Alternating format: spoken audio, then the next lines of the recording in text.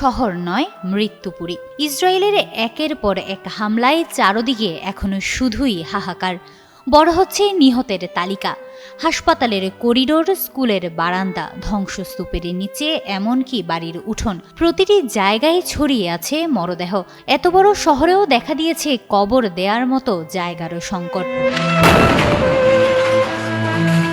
গাজার স্বাস্থ্য মন্ত্রণালয়ের তথ্য অনুযায়ী 2023 সালের 7 অক্টোবর থেকে শুরু হওয়া এই হত্যাযজ্ঞে এখনো পর্যন্ত 58,000-এর বেশি মানুষ নিহত হয়েছেন।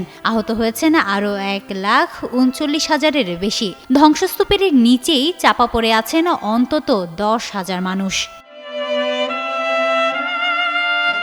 কিন্তু এটিই শেষ নয়।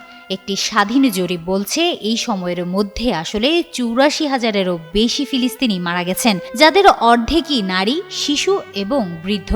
তাদের মধ্যে কেউ মরেছেন বোমার আঘাতে, কেউ অনাহারে। অনেক মরদেহ কোনোদিন হাসপাতালে পৌঁছায়নি, তাই সরকারি হিসাবেও তারা নেই। এমনকি মানবিক সহায়তা নিতে গিয়ে প্রাণ হারাতে হয়েছে 875 জনকে।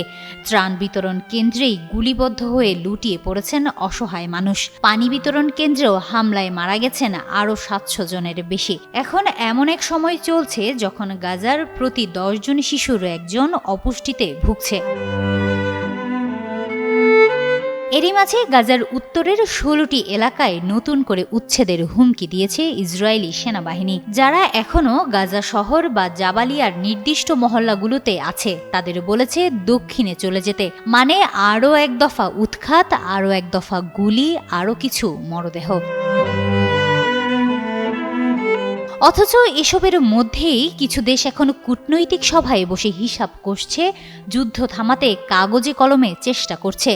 কিন্তু গাজার শিশুরা জানে না কূটনীতি কি জিনিস। তারা শুধু জানে ক্ষুধা, ধ্বংস আর মৃত্যু কেমন গন্ধ নিয়ে আসে। হিমাতুল জান্নাত, যুগান্তর নিউজ।